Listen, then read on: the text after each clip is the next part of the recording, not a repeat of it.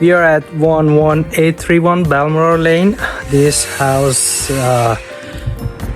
it's almost ready for covering the sheetrock. We passed all the city inspections, insulation done, police seal inspection passed.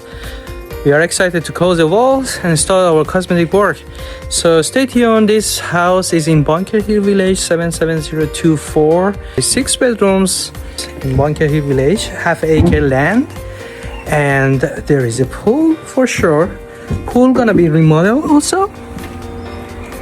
Very soon will be remodeled. And we just finished German Schmidt bricks. Here what we did in this house is very cute. From foyer you have direct access to primary closet, primary bedroom closet. It's huge closet here. It's gonna be all over cabinets and drawers.